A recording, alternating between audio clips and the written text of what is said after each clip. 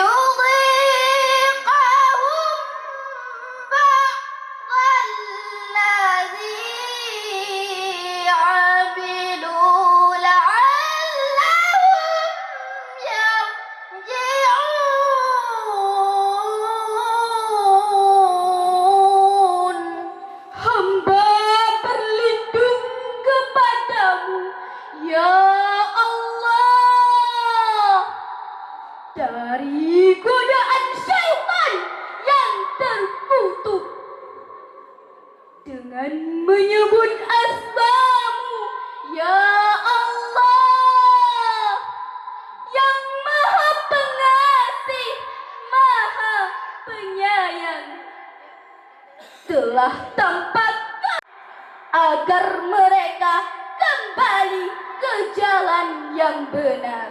Hadirin dan hadirat rahimakumullah, Ibnu Al-Faris dalam Mu'jam Maqais Al-Lughah mendefinisikan kata al-fasad adalah diddus shalah juga bermakna as-salamatu minal aib, selamat dari kekurangan. Sedangkan istilah kata al-fasad adalah khurujus syai'i anil i'tidal, keluarnya sesuatu dari keseimbangan. Alam raya merupakan anugerah yang diciptakan oleh Allah Subhanahu wa Ta'ala, dilengkapi dengan sistem yang sangat serasi dengan kehidupan manusia dan makhluk lainnya. Penciptaan alam agar bisa dimanfaatkan oleh sebagian manusia, kebutuhan sendirinya harus ada tanggung jawab yang besar. Pengelolaan dan pelestarian harus tetap terjaga kelestariannya. Kelestarian alam merupakan suatu upaya menjaga alam dari penghancuran dan kerusakan. Hadirin dan hadirat yang dirahmati Allah, manusia dan lingkungan adalah dua hal yang tidak bisa kita pisahkan. Hubungan di antaranya yaitu simbiosis mutualisme, yaitu saling membutuhkan. Manusia sebagai ciptaan Allah yang paling sempurna dengan diberikan akal dan khalifah. Hadirin, manusia diberikan kewajiban menjaga alam dari penghancuran dan kerusakan. Namun hadirin, manusia seringkali hanya memikirkan dan mengambil keuntungan yang sebesar-besarnya, tapi tidak pernah memedulikan etika perlindungan dan dampak negatifnya. Akhirnya eksplorasi terjadi di mana-mana karena kekeliruan manusia dalam memahaminya. Efeknya terjadi bencana seperti banjir, gempa bumi, tanah longsor, bahkan virus yang sangat membohongkan dunia, yaitu virus corona yang disebabkan oleh tangan-tangan manusia yang tidak bersahabat dengan lingkungan. Dari penjelasan di atas dapatlah kita garis bawahi bahwasannya penyebab terjadinya bencana alam ma unsila bala'un illa bizamb, tidaklah bencana itu turun melainkan perbuatan dosa. Perzinaan di mana-mana, perjudian, banyaknya mabuk-mabukan, bahkan maraknya pemerkosaan. Untuk mencegah alam dari penghancuran dan kerusakan, kita harus memperbaiki diri sebagaimana Allah berfirman dalam Al-Quran surat Al-Hajj ayat 18 yang berbunyi, ya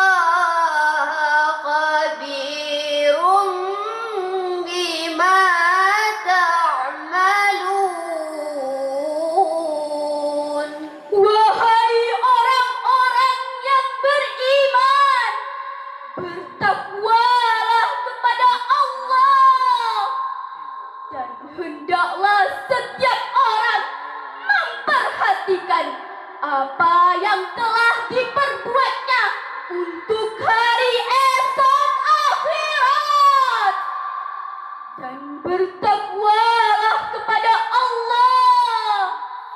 Sungguh Allah Maha Teliti terhadap karuniakan. Dari paparan di atas dapatlah kita ambil 3 kesimpulan. Yang pertama, alam raya merupakan anugerah yang diciptakan oleh Allah Subhanahu wa Ta'ala, dilengkapi dengan sistem yang sangat serasi dengan kehidupan manusia dan makhluk lainnya. Yang kedua, terjadinya bencana alam karena ulah tangan-tangan manusia. Dan yang ketiga, untuk mencegah alam dari kehancuran dan kerusakan, kita harus memperbaiki diri serta bertaubat kepada Allah ya Rabbal Alamin.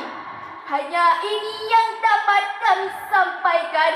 Mohon maaf atas segala kekurangan dan akhirnya